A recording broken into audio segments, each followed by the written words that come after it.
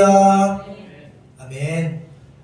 벌써 2021년도 마지막 52번째 주일 예배를 드리게 되었습니다. 한 해가 빠르게 지나간 듯 하면서 또한 한 해가 어렵고 힘들게 지나갔습니다.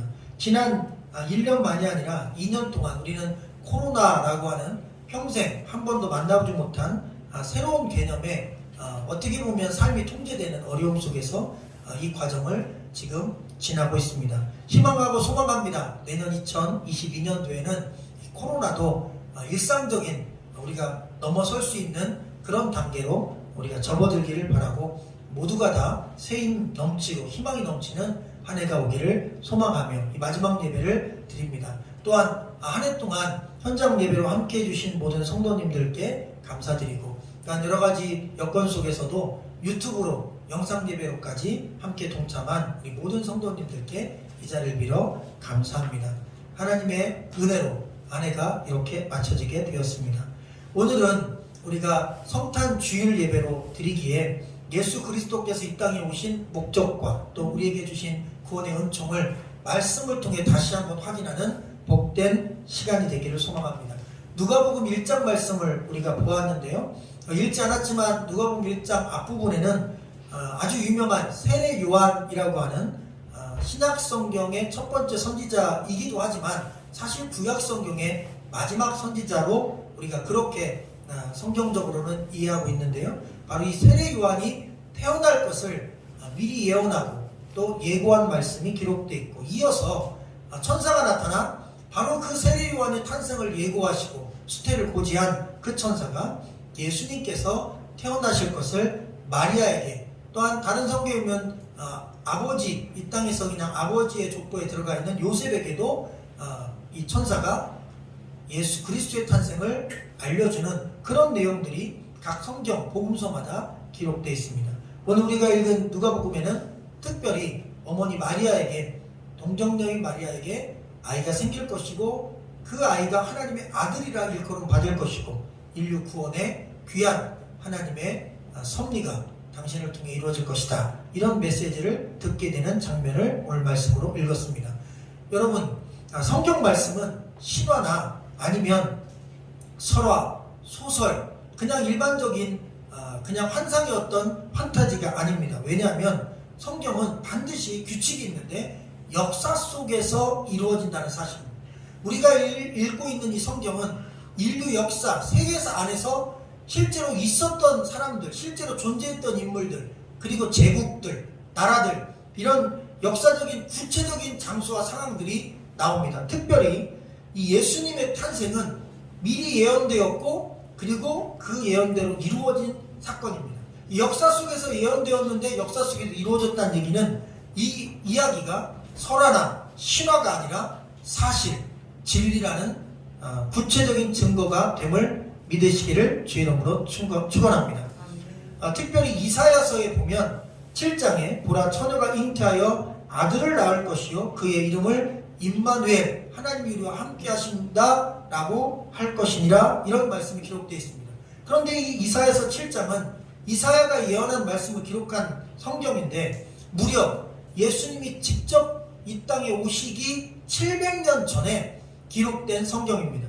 그러니까 예수님 태어나기 700년 전에 이미 동정녀를 통하여 처녀를 통하여 아이가 임신되고 그 아이가 태어날 텐데 그 아이가 하나님의 아들 임마누엘 예수 그리스도가 될 것이다. 이런 예언이 700년 전에 이미 되어 있었다는 것입니다. 그리고 오늘 우리가 읽은 이 누가복음에서 그 예언이 이루어진 BC 4세기에 이루어진 사건이 기록되어 있습니다. 예언되었고 이루어졌습니다. 역사적인 장소에서 역사적인 현실 속에서 이루어진 구체적인 사건입니다. 또한 창세기 3장에 보면 이런 말씀이 있습니다.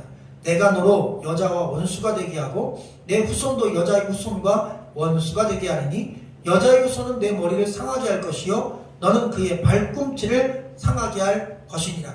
인류가 타락한 상황 속에서 하나님께서 주신 말씀입니다. 근데 이 말씀 3장 말씀 창세기 3장 말씀에 여자의 후손이 나옵니다. 바로 그 여자의 후손이 사단의 머리를 짓밟고 사단의 모든 악한 계획들을 부셔버릴 것이다. 다시 말하면 구원자로 올 것이다 라는 예언의 말씀이 창세기 3장에 기록되어 있습니다. 여러분, 예수님이 오시기 4000년 전에 이미 이 창세기 이 세상이 처음 시작되던 그 시점에 에덴 동산에 있던 아담과 하와에게 하나님은 구체적으로 여자의 후손으로 남자가 없이 여자의 몸에서 동정녀의 몸에서 한 사람이 태어날 것이고 그가 인류를 구원할 마귀를 물리칠 그리고 아담이 실패한 첫 번째 아담이 실패한 하나님의 나라를 회복할 두 번째 아담이 될 것이라는 메시지가 기록되어 있습니다. 이렇게 구약 성경에 구체적으로 여자의 후손이 날 것이다. 처녀가 아이를 낳을 것이다. 그리고 그가 임마누엘 하나님의 아들로 오셔서 우리 인류를 구원할 것이다. 이렇게 구체적인 예언이 있었고 그리고 역사 속에서 구체적으로 이루어진 이야기가 신약 성경에 기록되어 있습니다. 그래서 성경은 설화가 아닙니다. 신화가 아닙니다. 성경은 역사입니다. 한마디로 팩트라고 하는 것입니다. 그래서 이 성경 말씀은 구체적으로 예수님이 어떤 집안에서 태어나실 것인지도 예언되어 있습니다. 특별히 이 신약 성경에 보면 복음서에 족보가 나오는데 이 예수님의 족보에 보면 아버지로 되어 있는 요셉이라는 분은 다윗 왕의 아들인 솔로몬의 27대 손입니다. 또한 마리아라고 하는 이 동정녀 마리아도 마찬가지로 다윗 왕의 아들인 나단이라는 아들이 있었는데 이 나단의 42대 손입니다. 그러니까 예수 그리스도의 이 땅에서의 어머니와 아버지로 명명된 요셉과 마리아는 전부 다 다윗 왕의 후손이었습니다. 아버지 요셉만이 아니라 어머니 마리아까지 전부 다 다윗 왕의 혈통에서 태어났고 그 마리아의 몸에서 예수 그리스도가 나신 것입니다. 이것 또한 성경에서 예언되었습니다. 다윗의 후손 가운데서 그리스도가 나올 것이라는 예언이 또 써 있습니다. 이렇게 구체적으로 어떤 혈통, 어떤 집안에서 날지, 또 누구에게서 날지, 그리고 어디에서 날지, 오늘 말씀 우리가 보니까 나사렛이라는 동네가 나오잖아요. 저희 교장이 그래서 나사렛 아닙니까? 이 나사렛이라는 동네에서 예수님이 처음으로 그 고향이 될 것을 예언한 말씀이 바로 또 기록되어 있습니다. 그래서 예수 그리스도가 이 땅에 오신 것은 역사적인 사실이다. 그리고 예수 그리스도는 역사 속에서 구체적인 시대에 구체적인 장소 나사렛에서 활동하셨고 갈릴리에서 활동하셨고 그리고 거기에서 십자가에 못 박혀 죽으시며 우리를 구원하신 하나님의 아들이다. 이렇게 확인할 수 있습니다. 자, 이런 배경을 가지고 26절, 7절, 8절을 성경에서 직접 읽어볼까요? 시작! 여섯째 달에 천사 가브리엘이 하나님의 보내심을 받아 갈릴리 나사렛이란 동네에 가서 자손 요셉이라 하는 사람과 약혼한 처녀에게 이르니 그 처녀의 이름은 마리아라. 그에게 들어가 이르되 은혜를 받은 자여 평안할지어다. 주께서 너와 함께 하시도다 하니. 아멘. 장소가 나왔습니다. 나사렛입니다. 그 나사렛에서 살고 있는 한 여인, 한 16세, 만으로 16세 정도 됐다고 합니다. 그러니까 지금으로 우리나라로 하면 생일이 좀 느리면 한 17, 8살쯤 된 그 당시에는 뭐 40대, 50대에 세상을 떠나는 좀 일찍 세상을 떠나는 시대였기 때문에 한 10대 중반만 되면 결혼을 한 것이죠. 남자도 20살 되기 전에 결혼하고. 그러니까 좀 지금보다 일찍 결혼하고 또 50대 전후에는 많이들 죽었다고 해요. 그러니까 이 10대 중후반의 한 소녀에게, 그것도 나사렛이라는 동네에서 살고 있는 한 처녀에게 천사가 나타나 임신할 것이다. 그리고 하나님의 아들이 너를 통해 이 땅에 태어날 것이다 라는 소식을 듣게 됩니다. 여러분, 성탄의 소식이죠. 마리아가 가장 먼저 이 성탄의 소식을 듣습니다. 예수 그리스도가 바로 당신을 통해 태어날 것이다. 근데 여러분, 이 마리아가 자기가 선택한 게 아닙니다. 하나님께서 마리아를 선택하신 것입니다. 할렐루야. 가만히 들어오면 저와 여러분을 하나님의 자녀로 선택한 것도 내가 교회를 선택하고 내가 예수님을 선택한 것 같지만 아닙니다. 하나님이 저와 여러분을 70억 인구 중에서 김아무개를 하나님의 자녀로 선택하신 것입니다. 마리아도 마찬가지입니다. 마리아가 하나님을 선택한 게 아닙니다. 마리아가 예수님을 잉태할 것을 내가 잉태하고 싶습니다 기도한 적도 없어요. 깜짝 놀라는 걸 보면 마리아는 그런 기도를 한 적이 없어요. 하나님이 선택하신 것입니다. 이것이 전적인 은혜임을 믿으시기를 주의 이름으로 간절히 축원합니다. 당시 로마라는 아주 대도시도 있었습니다. 그런데 이 로마에 비하면 나사렛은 400명 정도밖에 살지 않는 아주 작은 시골 동네에 불과합니다. 그런데 대도시, 세계 최고의 도시 로마에 사는 한 여인도 아니고 시골에 사는 400여 명 사는 작은 마을에, 아주 시골 마을에 이름도 없었던 그냥 흔한 이름을 갖고 있었던 한 처녀에게 하나님의 아들 예수 그리스도는 임하신 것입니다. 또한 왕족도 귀족도 당시에는 로마 출신만 인정받았고 이 다윗 왕족은 완전히 역사 속에도 파묻혀 있었습니다. 사실 왕족이었는데 사라진 것이죠. 여러분 우리나라도 마찬가지 아닙니까? 지금 누가 뭐 고종 황제 나는 몇 대 손이다 주장한다면 사람 놀라지도 않습니다. 왜? 이미 그 왕족이 끝나서 그렇습니다. 몇 대가 지나가니까 이제 자치가 사라진 거예요. 그래서 마찬가지입니다. 다윗왕이 언제 속 사람인데 나는 다윗왕의 42대 손이다. 누가 그걸 인정해 줍니까?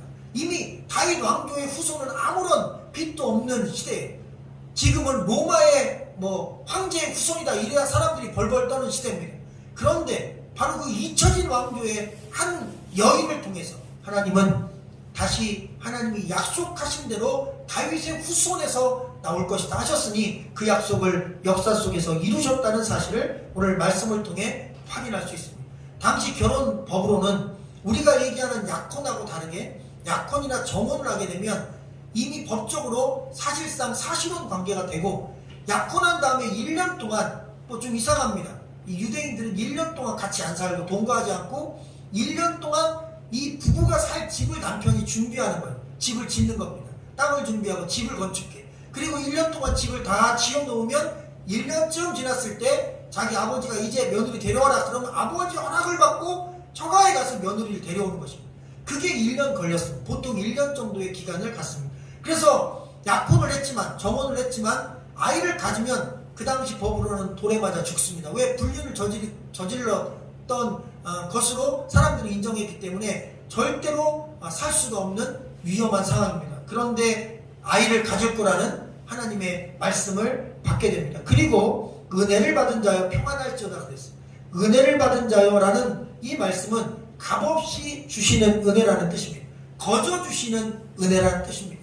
여러분 이 마리아는 아까도 말씀드린 것처럼 어떤 값을 지불해서 예수 그리스도를 잉태한 게 아닙니다. 그냥 하나님이 전적으로 값없이 주신 것입니다. 우리가 받은 구원도 마찬가지입니다. 이것을 그래서 선물이라고 합니다. 선물은 내가 노력해서 얻는 게 아니라 누군가 준비한 걸 받는 것입니다. 내가 얼마나 큰 선물을 받았든 내 돈 한 푼도 안 들어갑니다. 그분이 준비해서 나에게 준 것입니다. 그래서 예수 그리스도도 마찬가지입니다. 마리아는 자기 몸속에 예수 그리스도를 품었고 마음으로 예수 그리스도를 믿어서 예수 그리스도를 잉태하여 하나님의 아들 예수 그리스도를 받아들였습니다. 그러나 지금 우리는 몸으로 예수 그리스도를 받을 필요는 없습니다. 인류에 딱 한 사람 마리아면 족합니다. 지금은 예수 그리스도를 우리가 마음으로 잉태하는 것입니다. 할렐루야. 예수를 믿는다는 것은 예수 그리스도를 우리가 마음으로 잉태하는 것입니다. 그분을 나의 주님으로 받아들이는 것입니다. 그분을 나의 주인으로 받아들이는 것입니다. 그분을 나의 유일한 구원자로 받아들이는 것입니다. 예수 그리스도는 하나님의 아들이라고 역사 속에서 실제로 이 땅에 오신 분이라고 신화나 설화나 아니면 우연히 이 땅에 지나친 분이 아니라 나를 구원하기 위해 구체적인 목적을 갖고 이 땅에 오신 분이라고 그렇게 믿는 것입니다. 여러분 31절을 한번 읽어볼까요? 31절 시작. 보라 내가 잉태하여 아들을 낳으리니 그 이름을 예수라 하라. 이 예수 여호수아라는 이름은 하나님은 우리의 구원자라는 뜻입니다. 여호와는 구원자라는 뜻입니다. 예수라는 이름 안에 예수는 나의 구원자라는 뜻입니다. 할렐루야. 그러니까 우리가 예수를 믿는다는 건 예수 그리스도가 나의 구원자라는 것을 믿는 것입니다. 예수만이 나의 구원자라는 것을 믿는 것입니다. 죄에서 우리를 구원할 자로 믿는 겁니다. 할렐루야. 사망, 죽음에서 나를 구원할 자로 믿는 것입니다. 또한 지옥에서 나를 구원할 자로 믿는 것입니다. 아멘. 주님은 이 땅에 우리를 위해 이 땅에 오셔서 하신 일은 우리를 죄에서 구원하시고 사망, 죽음에서 구원하시고 지옥에서 구원하기 위해 이 땅에 오셨습니다. 그래서 그 예수 그리스도는 나를 죄와 사망과 지옥에서 구원하시고 반대로 우리를 죄에서 용서받게 하셨고 또한 우리를 부활하게 하시고 그리고 우리를 천국으로 인도하시는 분입니다. 이 사실을 우리가 마음으로 믿을 때 우리는 구원받은 자라고 할 수 있는 것입니다. 자, 우리 37절과 8절을 한번 읽어볼까요? 마지막으로 시작. 대저 하나님의 모든 말씀은 능하지 못하심이 없느니라. 마리아가 이르되 주의 여종이오니 말씀대로 내게 이루어지이다 하매. 아멘. 여러분, 기독교의 핵심 신앙은, 꼭 믿어야 되는 신앙은 세 가지가 있습니다. 첫째는 창조신앙입니다. 하나님이 천지를 창조하셨다, 하나님이 인간을 창조하셨다는 믿음입니다. 물론 과학과는 대치됩니다. 이 세상 과학은 진화론을 의지합니다. 그런데 여러분 아십니까? 진화론이, 여러분 가설이라는 거 아시죠? 진화론도 가설입니다. 이 세상에서 볼 때 창조론도 사실 가설입니다. 성경에선 진리라고 얘기하지만 세상 과학으로 볼 때는 진화론이나 창조론이나 가설입니다. 그러나 과학적인 근거로 보면 진화론이 좀 더 옳다고 세상 과학에서는 주장합니다. 우리가 그것을 무시할 수는 없어요. 그러나 우리는 성경적인 관점에서 봅니다. 진화론이 어떤 주장을 하든지 과학으로 받아들이면 됩니다. 그런데 성경에서 말씀하시기를 진화가 아니라 처음부터 인간은 인간으로 만드셨고 짐승은 짐승으로 만드셨고 풀은 풀로 만드셨다는 거죠. 그래서 우리는 그 사실을 그냥 믿는 것입니다. 그거를 생물학적으로 계산하지 않습니다. 또 연도로 따져보지 않습니다. 뭐 인류 역사는 4,000년, 6,000년이다 이렇게 성경적으로 6,000년인데 실질적으로 뭐 탄소동화나 과학적인 어떤 증거로 보면 이 세상 생물체가 뭐 몇백 년, 몇억 년, 몇십억 년 이렇게 막 나옵니다. 근데 우리가 그걸 확인할 길은 없대요. 실제로 그게 맞는지 틀린지 아직 모릅니다. 그러나 그런 과학적인 가설들은 과학적인 가설로 그냥 인정합니다. 과학이니까요. 연구하는 거니까요. 우리는 성경적인 관점에서 볼 때 인간은 하나님이 만드셨다. 이게 우연히 이 땅에 있는 어떤 동물들이 발전해서 인간 수준이 되는 것은 감히 상상할 수 없는 것이다. 왜? 어떤 동물도 지금까지 이 신을 추구하는 동물은 없습니다. 그리고 어떤 동물도 지금까지 언어의 장벽을 넘은 동물이 없어요. 그러니까 몸은 비슷하게 바뀌었다고 주장할 수 있지만 언어의 문제, 종교의 문제, 종교를 추구하는 것이나 언어를 구사하는 문제는 답이 없어요. 그래서 진화론도 거기에 대해서는 어떤 답변도 내놓을 수 없는 것입니다. 성경은 말합니다. 처음부터 인간은 말을 했다는 것입니다. 처음부터 인간은 아기로 태어난 게 아니라 성인으로 태어났다는 거예요. 왜? 인간은 동물하고 달라요. 동물은 새끼로 태어나도 혼자 독립해서 그날 일어서서 뛰어다니지만 인간은 엄마 아빠의 도움이 없이는 자립성장이 불가능합니다. 그래서 성경 말씀대로 최초의 인간 아기가 아니라 성년이어야 된다는 것입니다. 왜? 인간은 아기를 못 사니까요. 부모가 몇 년을 돌봐야 됩니까? 여러분 스스로 자립하려면 청소년은 돼야 사냥이라도 해도 먹고 살고 과일이라도 따서 먹고 사는 거예요. 아기는 혼자 못 살아요. 그래서 인간은 성년으로 첫 출발을 해야 된다는 것입니다. 그래서 저는 그냥 성경을 믿습니다. 창세기 바로 창조의 말씀 믿는 거, 이게 첫 번째 신앙. 두 번째는 여러분 부활 신앙입니다. 예수 그리스도가 죽었다 3일 만에 살았다는 신앙입니다. 이것을 믿지 못하면 그리스도인이 될 수가 없어요. 그래서 사실 나는 예수 그리스도를 믿어서 이 땅에서 혹시 육체는 죽어도 주님이 다시 오시면 내 육체와 영혼이 다시 산다는 신앙, 이게 부활 신앙입니다. 그리고 세 번째로 오늘 우리가 읽은 말씀에 동정녀 탄생 신앙입니다. 남편이 없이 여인을 통해서 아들이 태어났다. 도저히 과학적으로는 설명이 안 되는 것입니다. 여러분 어떻게 남자 없이 여자 혼자 아이를 낳을 수 있습니까? 안 되죠. 근데 이렇게 전제하면 가능합니다. 하나님은 전능하시다. 전능하신 분은 무에서 유도 만드는데 있는 것에서 또 하나 생기게 만드는 것은 전능하신 하나님한테 아무 어려움도 없는 것입니다. 그래서 기본 전제는 그렇습니다. 천지창조도 전능하신 하나님이니까 가능합니다. 동정녀 탄생도 전능하신 하나님이니까 가능합니다. 죽은 자를 살리는 부활도 전능하신 하나님이니까 가능합니다. 할렐루야. 죄 있는 우리를 구원하기 위하 이 땅에 예수님 보내신 것도 전능하신 하나님이니까 가능하십니다. 그래서 우리가 하나님이 전능하신 하나님이다 믿으면 이 모든 게 다 의심할 여지가 없는 것입니다. 바로 그 전능하신 하나님에 대한 믿음이 바로 우리로 하여금 동정녀 탄생도 믿음으로 또 확신으로 갖게 만든다는 사실을 믿으시기를 주의 이름으로 축원합니다. 만약 인간이 할 수 있는 일을 하셨다면 우리가 하나님을 믿을 필요가 없어요. 왜? 인간도 할 수 있는 일을 하나님이 했다면 하나님이 아니죠. 신앙할 필요가 없습니다. 인간이 못하는 거 아니까. 인간이 한계점에 다다른 일도 하나님은 한계가 없으니까. 인간이 도저히 상상할 수 없는 일을 하시니까. 그러니까 우리가 신앙의 대상으로 믿는 것입니다. 성경에 보면 임신이 불가능한데 아이를 낳은 경우가 있어요. 아브라함과 사라는 100세에 아브라함 나이 100세에 이삭을 낳았습니다. 100세 할아버지가 아이를 낳을 수 없죠. 그런데 100세에 아이를 낳았어요. 하나님이 기적을 일으키신 것이죠. 사무엘은 그 어머니 한나가 사실 아이를 가질 수 없었어요. 그런데 여러분 기도하고 하나님께서 사무엘을 선물로 주셨어요. 기적이 일어났죠.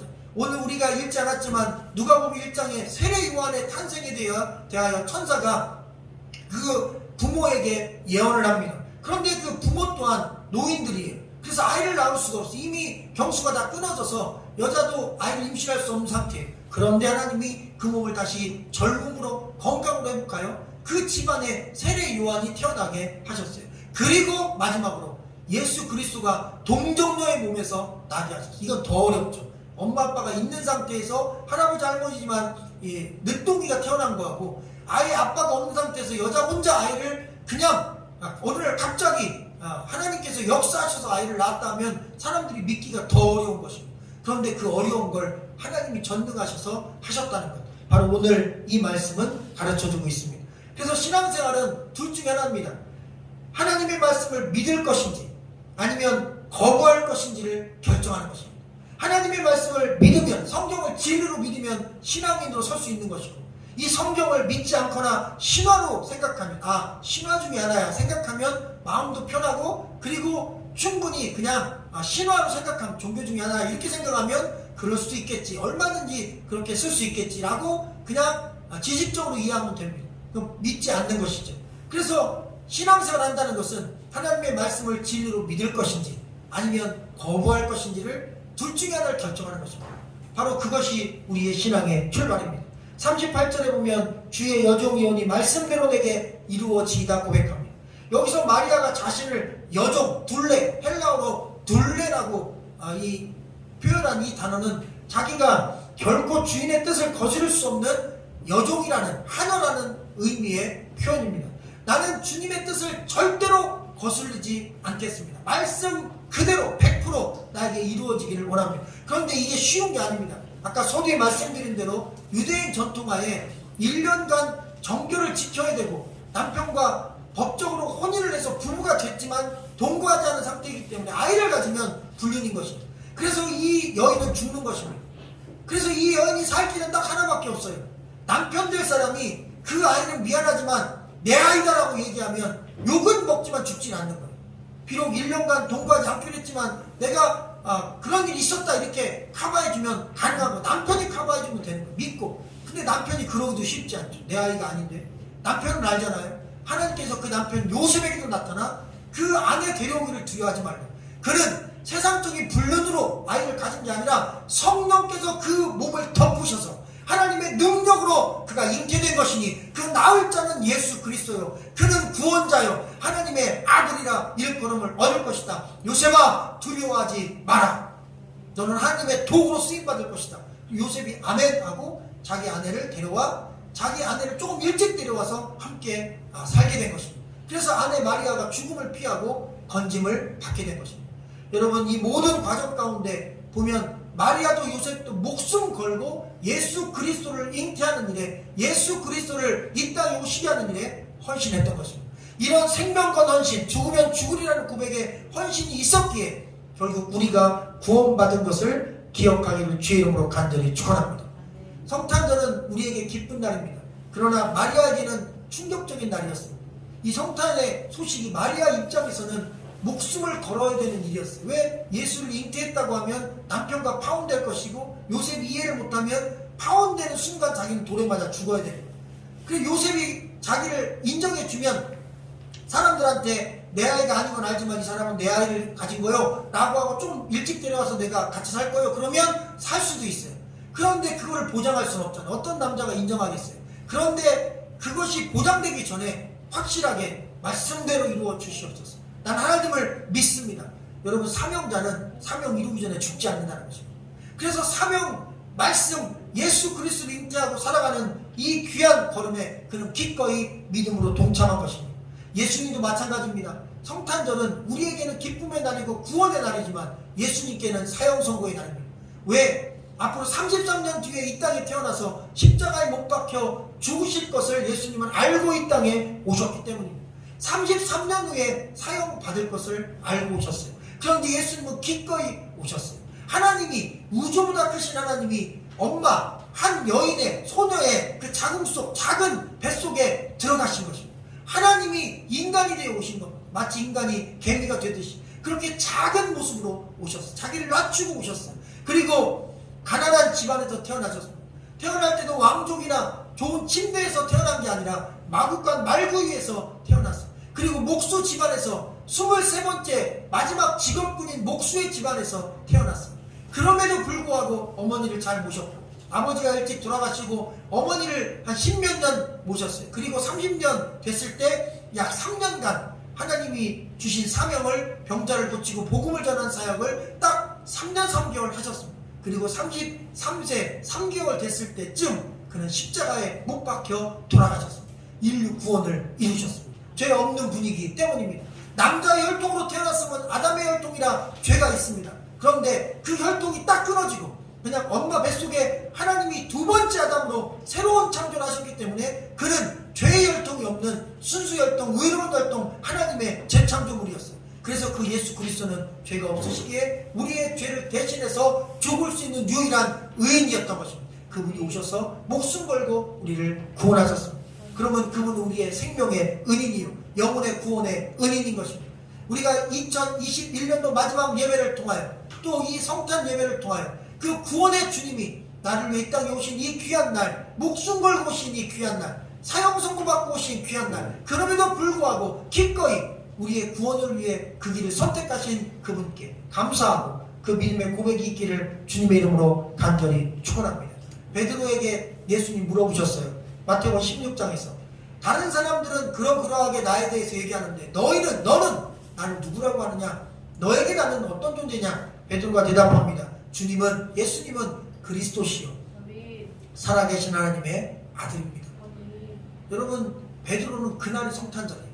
그 전까지 예수님 따라다녔지만 바로 그 마태복음 16장 바로 이 고백을 할 때 그에게 예수 그리스도는 마리아가 예수를 잉태하듯이 그의 영혼의 예수가 잉태된 것입니다. 구원의 날인 것입니다. 예수 믿게 된 날이 우리에게 성탄절입니다. 예수 그리스도를 마음에 모신 날, 마음에 잉태한 날, 그리고 내 몸과 영혼의 주인으로 인정한 날. 오늘 주님은 저와 여러분에게 물어보십니다. 나는 너희에게 누구냐? 너희의 소원 성취의 도구냐? 아니면 너희 인생과 영혼의 진정한 구원자인 것이냐? 라고 오늘 본문 우리에게 질문을 던지십니다.